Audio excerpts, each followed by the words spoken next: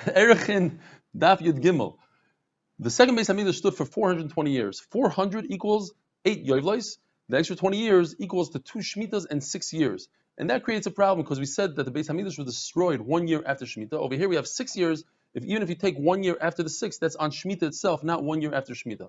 So there's 3 pshatim in the Gemara. We had 2 yesterday.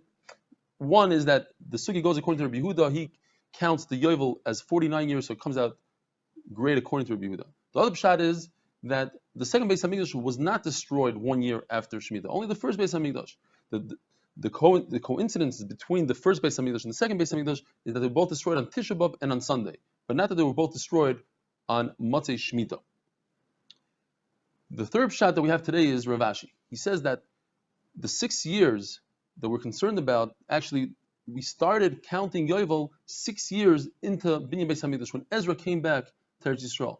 Ezra held that it's more important to learn Torah from his Rebbe in Bavel, and he only came back to Eretz Yisrael, even though there was a Binyan Beis Hamikdash, he only came back 6 years later. Klal Yisrael counted 17 Yovlos from the time that they came into Eretz Yisrael until Churban Abayis was 850 years.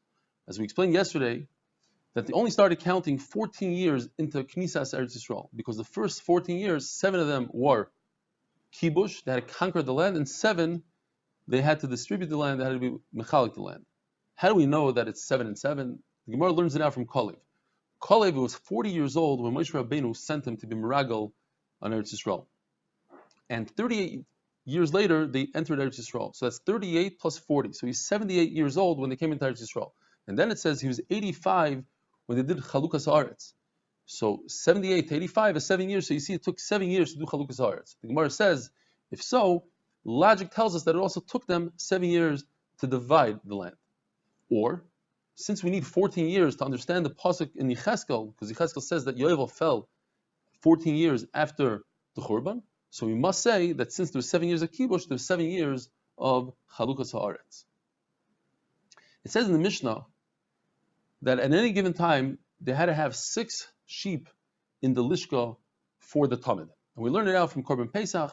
Korban Pesach, they bought the kvasim, they bought the sheep on Yud Nisan, 4 days before Erev Pesach, because they had to watch it and see and check it out for 4 days. So too, the tamid, we had to check it out for 4 days. There's a simon to remember how many sheep you need. It's the same amount of sheep that you need for a Shabbos and 2 days Rosh Hashanah, which is 6. What kind of musical instruments did they have in the Beis Hamikdash? They had 2 trumpets, and they could have had up to 120 trumpets. They had 9 violins, and you could have as many violins as you want. There was 1 cymbal, although it was called cymbals b'lashon rabim. That's because it was comprised of 2 parts that they knocked together, but it was 1 kli. Says the Mishnah, you need at least 12 Levim for the Shira, and you can have as many Levim as you want. But a katan, a minor, is not mitzdarf to the minyan, and he can't perform any avodah in Beis Hamikdash, even a minor avodah like sweeping the floors and closing the doors. However, they could participate in the singing. Although they were called the mitzarim, they caused a lot of pain and aggravation to the adults because they have very high-pitched voices which the adults couldn't reach. But their harmony was nice enough that we let them be mitzdarif. The violin has strings on it, whereas the navel is just a bagpipe. The violin of the Beis Hamikdash had 7 strings.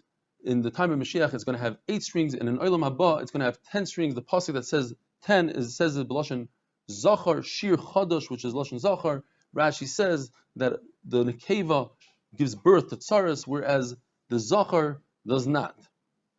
And the reason why we have 12 levim is keneged the 9 kinoros, the 2 nevalim, and the 1 cymbal.